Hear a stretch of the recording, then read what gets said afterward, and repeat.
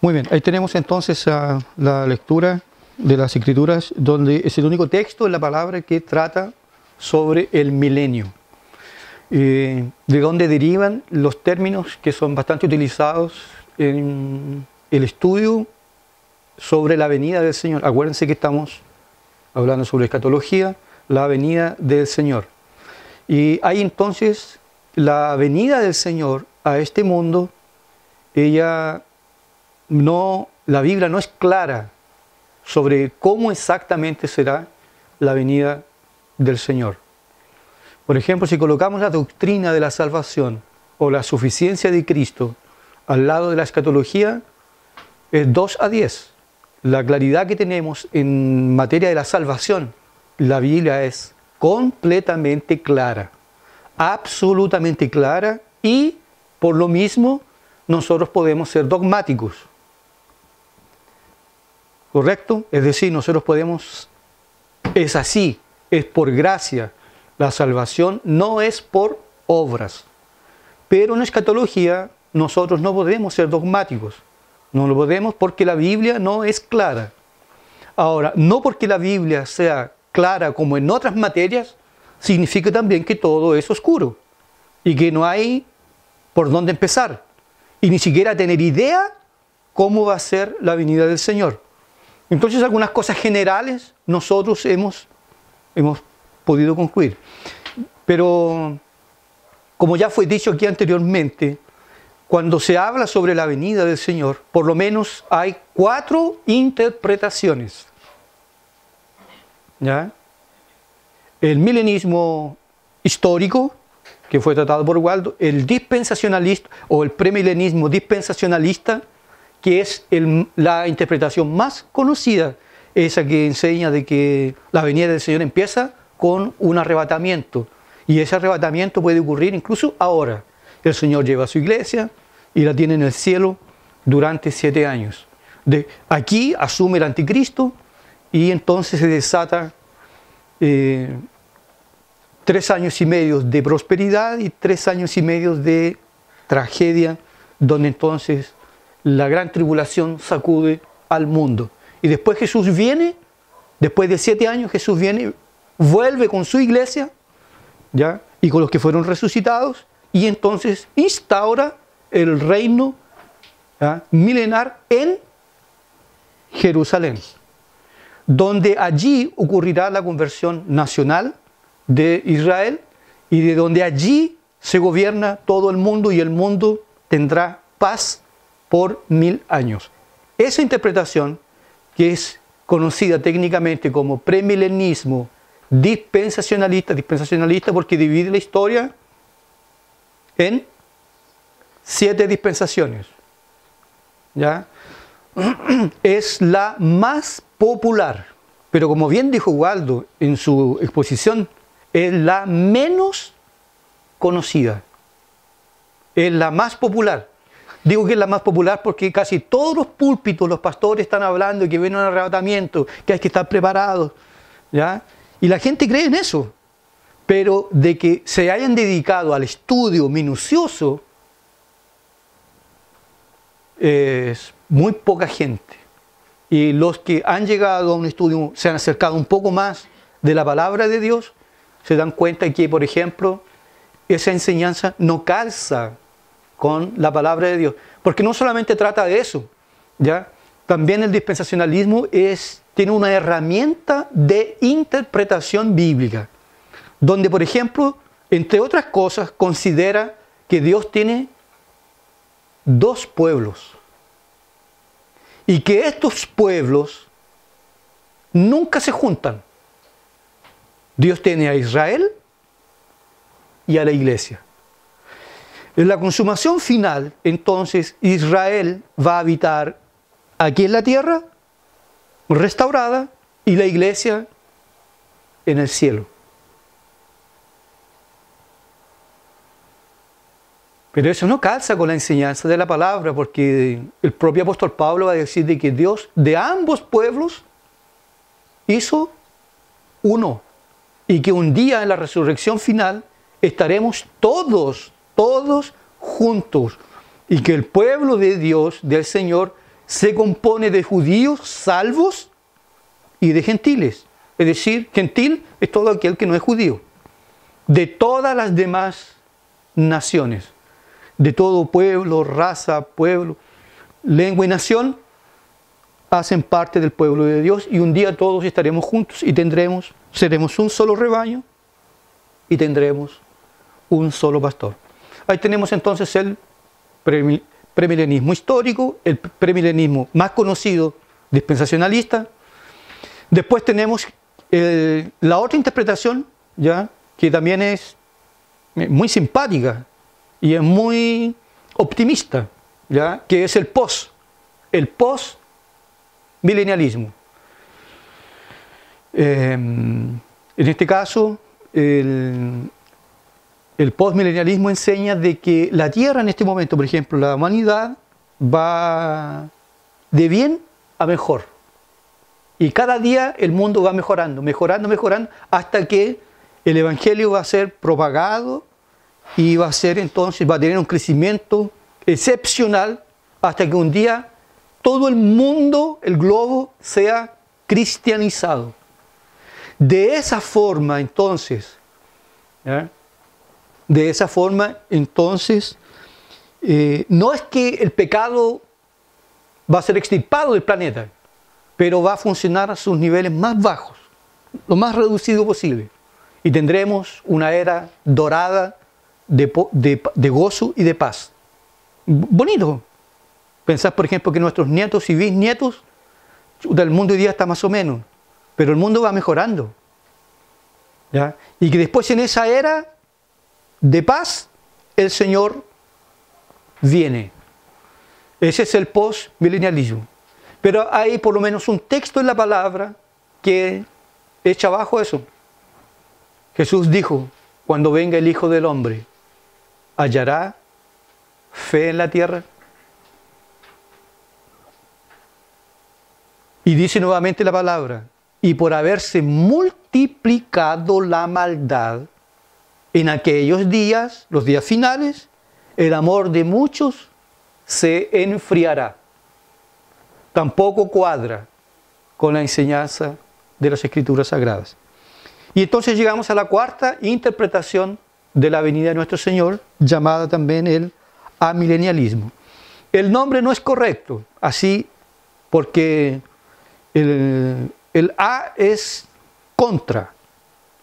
Por ejemplo, quien lee la palabra amilenialismo ya piensa: no creen en milenio. Y no es eso, nosotros creemos en el milenio. ¿Ya?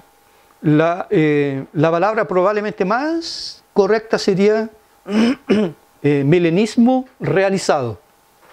Es decir, que el milenio está en acción en este momento. Vamos a resumir lo que ya fue dicho relacionado con el amilenialismo. Que, en este paréntesis, aquí, hermanos, aquí yo quiero ser bien franco con ustedes, porque la Biblia a nosotros nos autoriza, nosotros no podemos ser dogmáticos. Entonces es probable que alguno de ustedes piense, por ejemplo: yo creo que el postmilenialismo se acerca más a la Biblia. Y usted puede ser postmilenial. O premilenista dispensacionalista. Aunque yo encuentro raro, porque de las cuatro, sinceramente, es lo más alejado. Es lo más conocido, pero es lo más improbable. Pero tenemos hermanos en la fe. Por lo menos yo no conozco a alguien aquí en la iglesia que lo sea, a no ser que el hermano Ignacio lo sea. ¿Ya? Pero tenemos otros hermanos, por ejemplo, que incluso no es porque ellos hayan estudiado y hayan llegado a esa conclusión, que simplemente se lo impartieron y listo, ¿ya? Que probablemente lo sean. Pero en forma general, las iglesias de perfil reformado tienen como el amilenialismo como su interpretación de cómo sería probablemente la venida del Señor, sabiendo también nosotros que también esta posición tiene objeciones. Tiene objeciones que algunas de ellas son difícil de responder, ¿ya? y que ustedes mismos hoy se encargarán de responderlas. Ya, no yo. ¿Ah? Tiene objeciones, lógicamente, porque hay cosas que, como la Biblia no es clara, nosotros tampoco podríamos pararnos aquí y decir, es así, ¿ya? Pero creemos que por lo menos, y gracias a Dios que en esto no estamos solos, ¿ya? Hay otros santos de Dios que también creen lo mismo, no estamos en un camino solamente nosotros, entendiendo, o en una quinta posibilidad, ¿ya? Entonces, sobre el milenio del capítulo 20 del libro de Apocalipsis, entonces el amilenialismo no entiende el milenio de una forma literal. ¿Va a haber un milenio? Sí. ¿Existe? Sí. Pero no es literal. Además porque es complicado, porque dice que Jesús va a reinar, ¿ya?, por 1000 años, mientras Satanás va a ser atado. ¿En qué libro nosotros encontramos esa enseñanza? En el Apocalipsis. ¿Y por qué nosotros tendríamos que exactamente interpretar el capítulo 20 del Apocalipsis de una forma literal, siendo que el libro de Apocalipsis es un libro, la mayor parte del libro es simbólico? Prácticamente los primeros capítulos podemos decir nosotros que son literales, pero saliendo del capítulo 5, capítulo 6, ya entrando en el capítulo 7, es simbolismo tras simbolismo. Sea, por ejemplo, los 2 testigos, los 144.000, la lucha del dragón contra la mujer. Eso es simbología total. ¿Por qué entonces, llegando nosotros al capítulo 20, a un milenio, 1000 años, tendríamos entonces que interpretarlo literalmente? Entonces tiende a pensar, nos lleva a pensar que el milenio no debería ser entendido de una forma literal. Es un símbolo, es una figura. Segundo, los 1000 años entonces es un número simbólico. Pedro va a decir, por ejemplo, en una de sus cartas, que para el Señor 1000 años es como un día como 1000 años. 3. El milenio, aquí entonces es importante. El milenio entonces va desde la resurrección de Cristo hasta su segunda venida.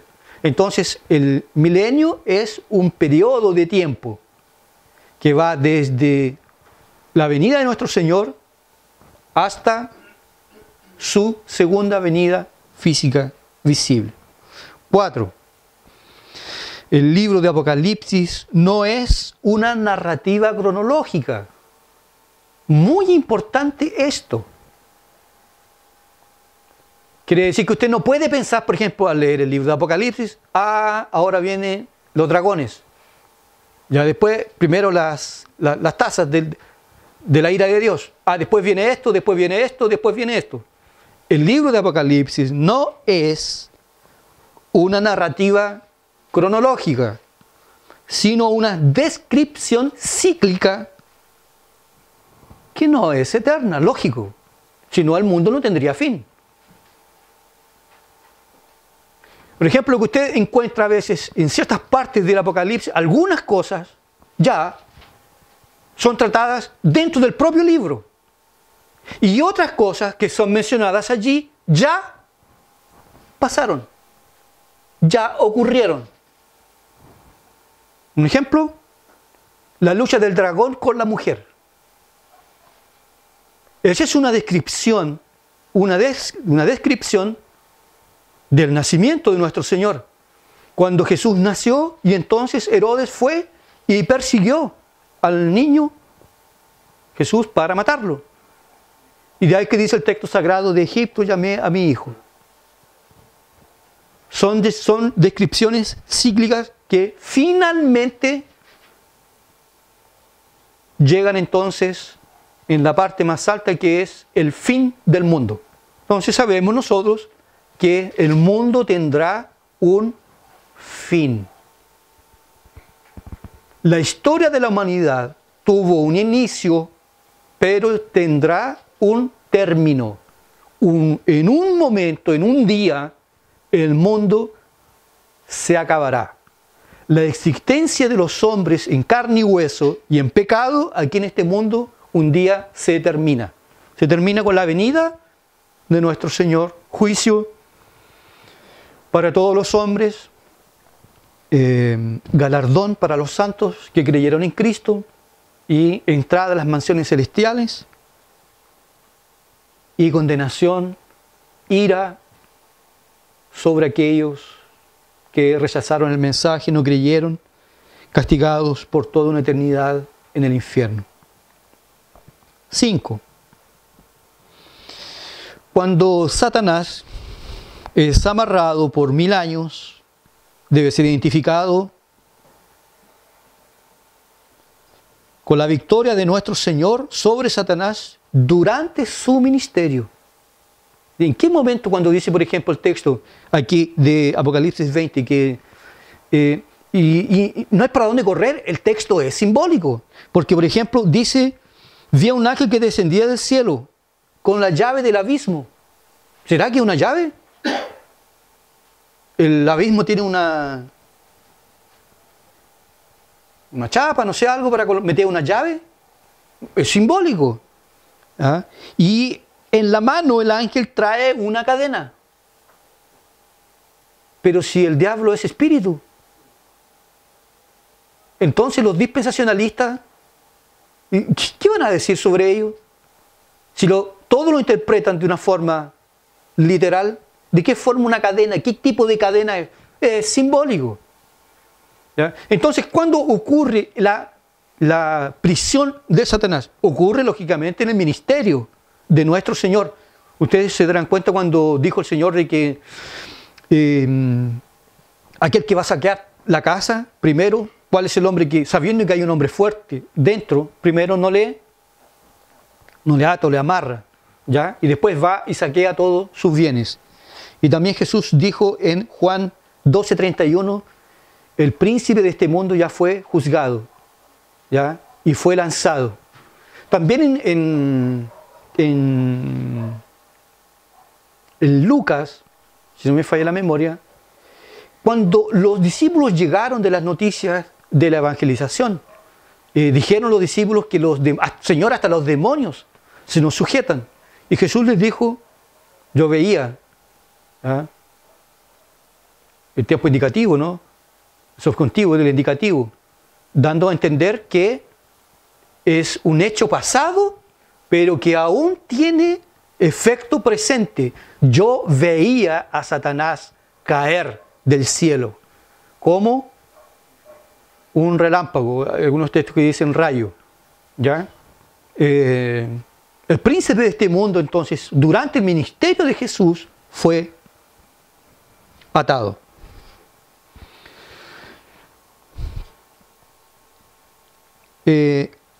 Lo otro, con la venida del Señor, ¿ya? La segunda venida del Señor a esta tierra, porque eso nosotros eso lo tenemos claro. El Señor vendrá a este mundo por segunda vez. Ya vino una. Falta la segunda vez que vendrá Él personalmente. Entonces, con la segunda venida se pone fin a la existencia de la humanidad a este mundo. Dice Pedro, por ejemplo, en Pedro capítulo 3, versículos 2 y 13, ¿ya? Que los elementos ardiendo serán consumidos. ¿Ya? En otras palabras, el planeta va a entrar en un cataclismo y el mundo será purificado con fuego.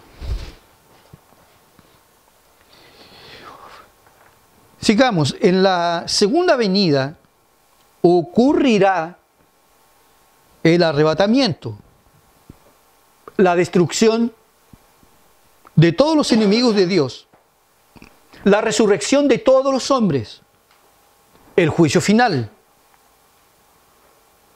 la condenación de los incrédulos al infierno eterno y la bienaventuranza eterna de todos los escogidos, de todos los santos. Todo eso ocurrirá en el último día, cuando venga el Señor por la segunda vez. Es decir, el sistema amilenialista, podríamos decir que es básicamente o relativamente muy sencillo en su estructura. Por ejemplo, ahora, ¿en qué momento nosotros estamos? Bueno, la iglesia está pasando, en este caso por el milenio, y poco antes de la venida del Señor, entonces que se cumplen las señales que anteceden su venida. El aparecimiento, la aparición del anticristo, la conversión del pleroma, la predicación del evangelio al mundo entero y la apostasía. Las señales que anteceden a la venida del Señor. Cuando el Señor, esas señales anteceden, cuando el Señor aparece en gloria y majestad y se toca la trompeta, entonces, y el Señor viene con los que están, los que hayan muerto, dice la palabra, sus cuerpos serán resucitados. Y los que están vivos serán transformados. Y iremos a recibir al Señor en los aires. Luego el Señor baja a la tierra. Y cuando el Señor baja a la tierra, lógicamente que ahí, entonces, habiéndose producido ya la resurrección de todos los seres humanos, viene el juicio final para todos. Desde Adán hasta aquel día, todos irán a comparecer ante la presencia de Dios. Dice, por ejemplo, el Apocalipsis, el mar en el juicio del gran trono blanco, el mar entregará a sus muertos, el bosque entregará a sus muertos. Es decir, porque hubo gente que desapareció en el mar, murió en el mar y murieron y nunca se supo dónde estuvieron sus cuerpos. El mar devolverá, los cementerios devolverán todos los cuerpos que tienen. Y de todas las partes, todos compareceremos en ese último día a la presencia de Dios. Gracias a Dios que el cristiano no tiene de qué temer.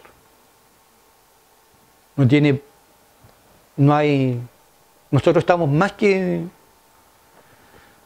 bendecidos porque estamos en Cristo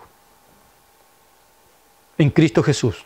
Ahora, para el pecador rebelde que murió en la incredulidad, no quiero ver yo, imagínense ustedes la situación de aquellos que murieron negando la existencia de Dios o que se burlaron hasta las últimas de la Biblia Sagrada, se mofaron de las cosas de Dios. ¿Qué va a pasar con esos en aquel día? Todos, cuando el Señor venga y aparezca y resucite a todos, todos habrán de comparecer ante el trono del Señor. Hay un gráfico que más o menos, el gráfico amilenial, más o menos sería así. Si usted lo entiende, estamos bien. Si no lo entiende, lo explicamos. Entonces, usted se puede dar cuenta de que desde la cruz hasta donde dice segunda venida, abajo, en este caso la iglesia está pasando por el milenio. Ya, en este lapso de tiempo, Cristo reina con los santos, espiritualmente hablando. ¿Ya? Porque el reino de Cristo no es un reino físico, ni mucho menos político. Es un reino de carácter espiritual, puramente espiritual. Y también en este momento podríamos decir nosotros que Satanás está preso. Vamos a explicar un poquito más adelante en qué se refiere eso, porque alguien podría decir la objeción que se le hace a esta posición. El milenio entonces va desde la cruz hasta la segunda venida. Y con la segunda venida de Cristo, en esa venida, ustedes pueden notar aquí, ocurre el arrebatamiento, la resurrección final, ocurre el juicio final, nuevos cielos y nueva tierra en su venida. podrá ver que antes que el Señor venga, bueno, y aquí está la eternidad, por acá ya se entra a la eternidad con Cristo y para abajo, ¿ya? La condenación eterna. Podrá ver, por ejemplo, que allí hay, antes que llegue el Señor, ocurren las señales de su venida. Ese periodo de tiempo, no sabemos decir exactamente cuánto tiempo va a ser, será un tiempo de mucha agitación a nivel mundial. Se descarga la ira de Dios a través de la gran tribulación. Va a haber mucha apostasía. Mucha apostasía. La pregunta es, ¿la apostasía es con los verdaderos o con los pseudo cristianos? ¿Con quién? Claro. Si no tendríamos que estar diciendo que la salvación se pierde juntamente con el hombre.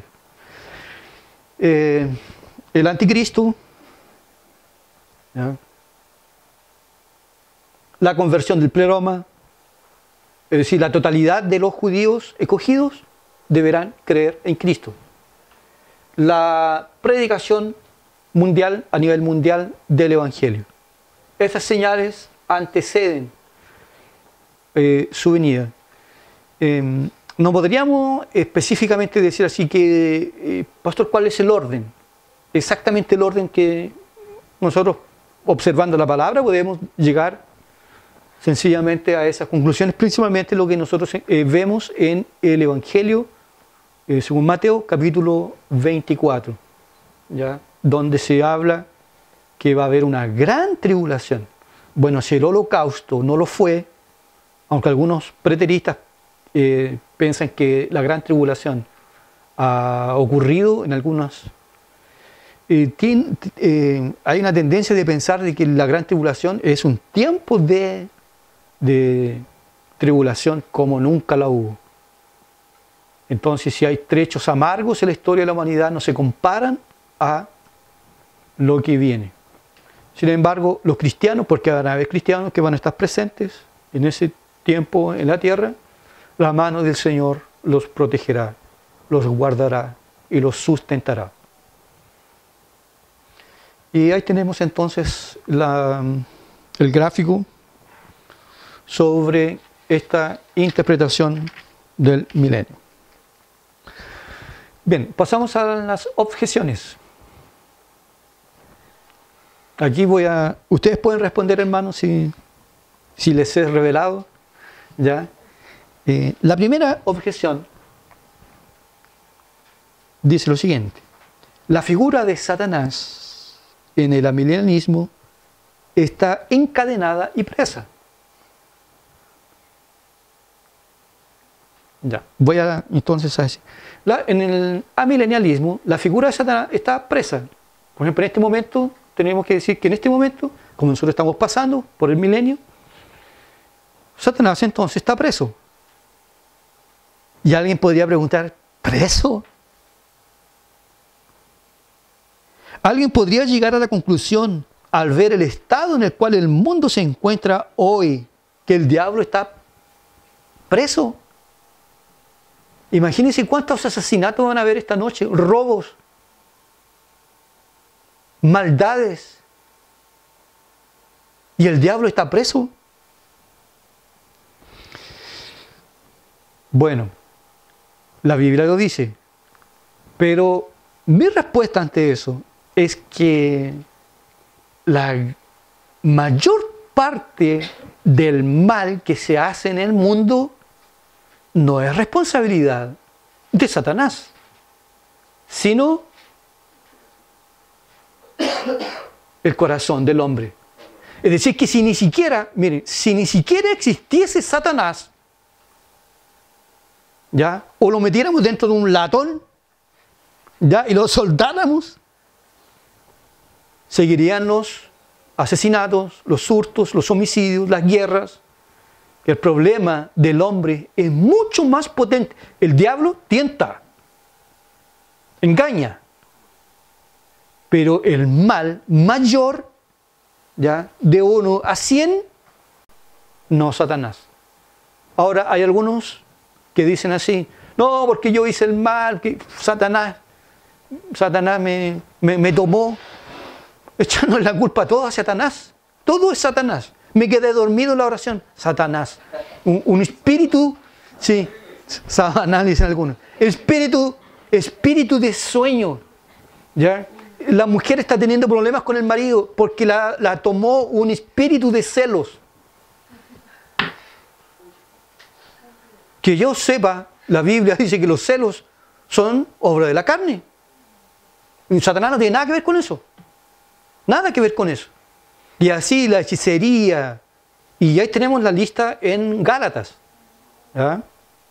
Obra de la carne, no de Satanás. Segunda objeción. No sé si alguien quiere acrecentar algo más. Ahora, cuando nosotros, o cuando la Biblia dice que Satanás está preso, no significa que Satanás él tiene un radio de acción, lo tiene. Y el que se mete bajo ese potrero sufrirá las consecuencias. ¿Ya? Segunda objeción. Si Cristo gobierna hoy con los santos fallecidos, ¿cómo se armoniza con Primera de Juan 5:19 y con 2 de Corintios 4:4?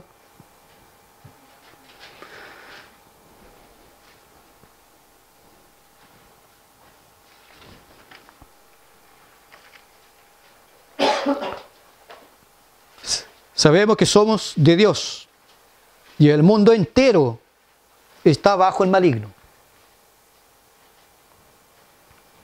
Y 2 de Corintios 4:4 dice que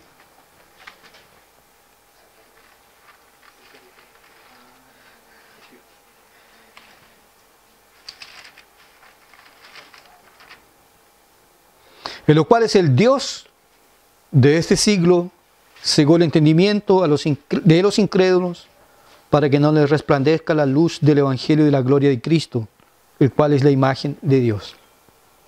¿Ya? Nosotros sabemos que por la palabra de Dios que la Biblia nos dice que Satanás está preso, pero no está estático. El diablo tiene un radio de acción y este es el mundo. Pero a pesar de ello, está limitado. Muy limitado. ¿Limitado en qué sentido? Que el diablo, por ejemplo, el diablo no puede impedir el avance del Evangelio. No puede impedirlo. La llamada la ventana de la resistencia, la ventana 1040, eso es cosa de la soberanía de Dios. Mas no es porque Satanás tiene un trono allí y se tornó impenetrable al Evangelio. Cuando decimos que Satanás está preso, estamos queriendo decir, por ejemplo, que el diablo no puede impedir el avance del Evangelio y de la evangelización. No puede. Y tampoco puede, como lo dice Apocalipsis 20, no puede eso, porque va a estar preso y no va a poder engañar más a las naciones por un tiempo. Tampoco puede juntar a todos los enemigos de la iglesia y hacer que la iglesia desaparezca. No puede. Además, en otro sentido, ¿ya? Pero esto desde el principio hasta los fines de los tiempos, el diablo no puede hacer todo lo que se le antoje. No puede. Cuando ustedes, por ejemplo, podrán ver en el libro de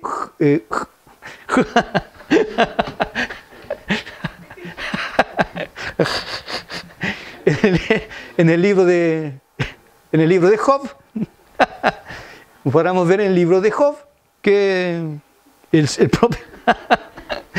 propio Señor le dice: ¿no has visto a mi siervo Job? No hay justo como él, justo y santo y piadoso. Entonces dice Dice, el Satanás dice, ¿teme Job a Dios de balde? Tu mano está ahí, tu mano lo hace prosperar, tu mano, saca tu mano, a ver.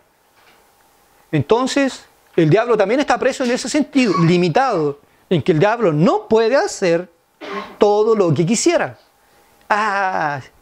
Si Dios dijera, Satanás, mira, 5 días el mundo está en tus manos. Haz lo que quieras. Solamente, por ejemplo, no le quites la vida a mis escogidos. Haz lo que quieras en 5 días. Satanás acaba con el mundo. Acaba. Como lo vemos de una forma ilustrativa en el libro de Job.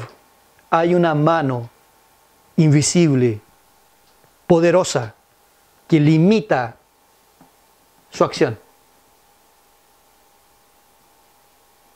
Es como un perro que está con un collar amarrado a una estaca. Dentro de eso, entonces, por ejemplo, cualquier pegador que se quiera meter vayan a meterse con las drogas, a ver, ¿qué es lo que va a pasar? Vayan a meterse con la promiscuidad, lo que va a pasar. Que el hombre se ponga a tener hijos, soltar hijos en el mundo, a ver lo que va a pasar. Pero el diablo no puede avanzar más de aquello que Dios le ha establecido. Es como el mar. Hasta aquí llegarás y no avanzarás.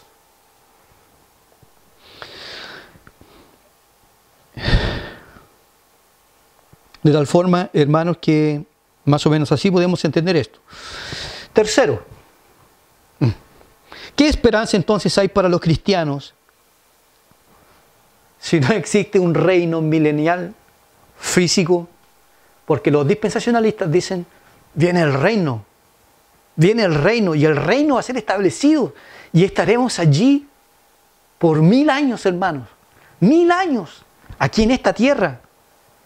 La durabilidad de la vida será casi de 1000 años, porque los dispensacionalistas dicen que ese más o menos, si el pecado no hubiese hecho lo que hizo, por lo menos habríamos vivido unos 1000 años. Yo digo que si el pecado no hubiese entrado, nadie hubiese muerto jamás. Habríamos tenido vida eterna. Pero ellos dicen que, bueno, ya el pecado entró, pero Matusalén anduvo rozando el milenio. Deducen de allí que, por ejemplo, que en el reino milenar los hombres llegarían hasta 1000 años. Pero ahora nos dicen que ese reino no es físico, es espiritual. ¿Qué consuelo hay para nosotros? Hermanos, respondo a esto de la siguiente forma. Nuestro consuelo no es participar de un reino físico. Nuestro consuelo es estar y vivir y tener comunión con Cristo Jesús. Si Dios nos coloca donde sea, será un gozo, será un placer para nosotros. Pero nuestra consolación no depende de un reino milenar físico. Además que Jesús nunca lo dijo. Señor, le dijeron, ¿restaurarás el reino a Israel? Porque esta es una preocupación antigua. ¡Paf! ¡Paf! Nos toca a vosotros.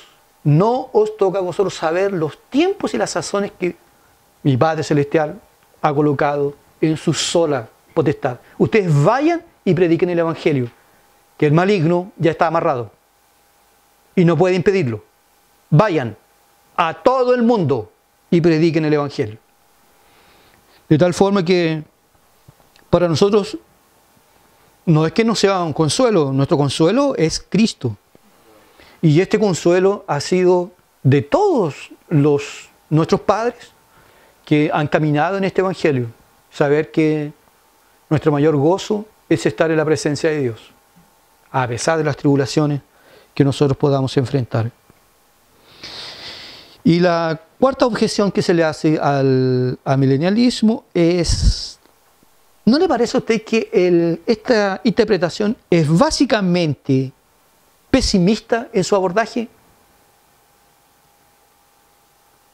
¿Sí? ¿Y cuál es el problema?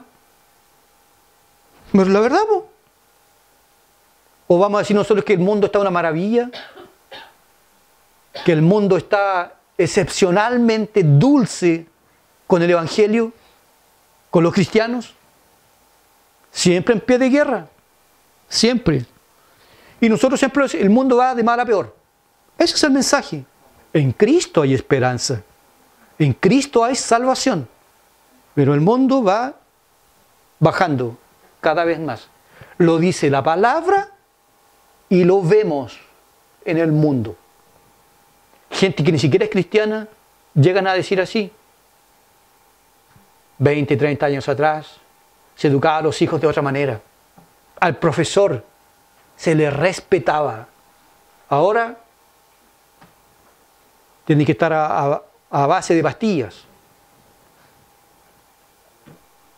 Porque trabajar con el ser humano, con personas, con niños, con adolescentes, con jóvenes, hoy es una tortura.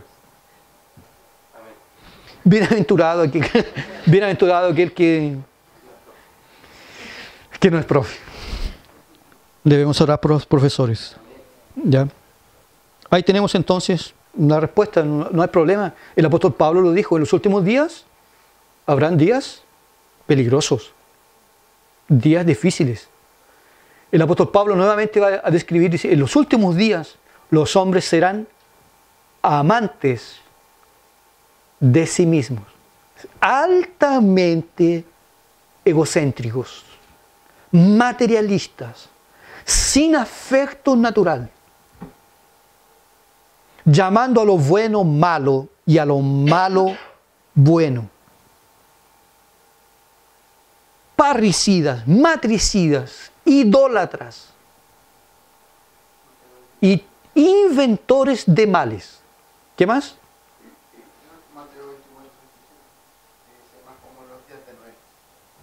Como los días de Noé. Algunos están pensando en casarse y otros en casamiento. Cuidado, hermanos. No, es justo, es legítimo. ¿Ya? Pensó ya que con... no hay más casamiento porque eso es cosa del mundo. ¿Ya? Pero el mundo hace sus cosas, tiene su calendario, su programa. Pregunte, ¿dónde está Dios ahí? Fuera de todo aquello. El mundo va de mal cada vez peor. Termino con las confesiones de fe. Todavía nos quedan 2 puntos. Voy a ser rápido. Las confesiones de fe, hermanos, extrañamente, bueno, pero ya tenemos una explicación para eso, no son contundentes sobre, tenemos más o menos, pero hay unos trazos que da para pensar que vamos más para este último punto que para el segundo que presentó Waldo. ¿Ya? La Confesión de Fe Bautista del año 1689 dice así: en el último día los santos que estuvieren vivos serán transformados. Bueno, ¿qué es eso? Porque el dispensacionalismo dice que ¿cuántas resurrecciones hay? Ni ellos saben. Porque está primero cuando viene el arrebatamiento, que ahí resucitan solamente los espirituales. Va a quedar una montonera de carnales aquí, los que están en el cine, viene un partido de fútbol, tomándose, no sé, una cerveza y alguna cosa así, esos van a quedar. ¿Ya? No hay, dicen los dispensacionalistas. ¿Ya? Entonces a ellos Jesús viene, arrebata la iglesia, pero se lleva solamente a los espirituales, a lo mejor de lo mejor, y por 7 años se los lleva, y los otros quedan acá. ¿Ya? Y ahí, por ejemplo, el piloto de avión desapareció, la persona que iba manejando, ¿ya? Y incluso hay unas frases que se pegaron en algunos autos en algún tiempo, ¿ya? Cuidado, conductor puede desaparecer a cualquier momento. ¿Ya? Peligro, ¿ya? Porque puede ser arrebatado. ¿Ya? En el último día, entonces los santos que estuvieren vivos serán transformados, todos los muertos serán resucitados. Sigue, en ese día no solo los ángeles apóstatas serán juzgados, sino todas las personas que vivieron sobre la tierra. Claramente, de cierta forma, suavemente, se coloca ahí el amilenialismo como en la confesión de fe bautista. La confesión de fe de Westminster dice más o menos lo mismo casi. En el último día, ¿ya? Siendo que los dispensacionalistas ya empiezan con mucho antes. Cuando llegue el último día ya han pasado muchas cosas. En el último día los que se encuentren vivos no morirán, sino que serán transformados y todos los muertos resucitarán con sus mismos cuerpos. En este caso, que los cristianos que estén vivos serán los únicos que no se pudrirán en un ataúd. ¿Ya? Pero también esos días van a ser días,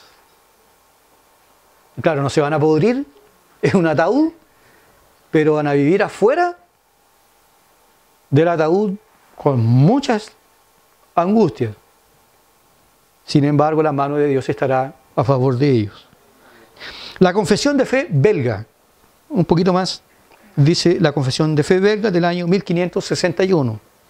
Finalmente creemos que según la palabra de Dios, cuando el tiempo ordenado por Dios haya llegado y el número de los elegidos esté completo, nuestro Señor Jesús vendrá del cielo corporal y visiblemente. ¿Cómo ascendió? Ya descarta el dispensacionalismo, que dice que viene invisible. ¿Ya? Con gloria y majestad, para declararse juez sobre vivos y muertos, poniendo a este viejo mundo en fuego y llamas para purificarlo. Y entonces comparecerán personalmente ante este juez todos los hombres, tanto varones como mujeres y niños, que desde el principio han existido. Más claro todavía, la confesión de fe belga. ¿Qué teólogos sustentan esta posición? Ahí tenemos algunos. Le voy a pedir a Waldo que los pueda leer. Agustín, solamente el nombre, ¿cierto? Sí. Agustín, Ticonio, Anthony Joquema, B.B. Warfield, Cornelis Venema, Gerardus Voss, Elmar Rieder Voss, William Hendrickson, Luis Berkhoff, Martin Lloyd Jones y A. Kuiper. ¿Escuchó? Ya. Grande contribución ha dado con esta posición los teólogos de los Países Bajos. En este caso, Holanda. ¿Ya? Holanda ha dado una contribución al mundo de una forma impresionante. Usted podrá ver ahí que la mayoría son holandeses. ¿Quién ha leído a Martin Lloyd Jones? Ha leído, lógicamente, a Berkhoff. Quien lee a Berkhoff ha leído a Warfield y así sucesivamente, porque están en una cadena uno con otro. Bien, que Dios nos bendiga, nos ayude. Espero que haya generado más claridad que dudas sobre la venida del Señor. Amén.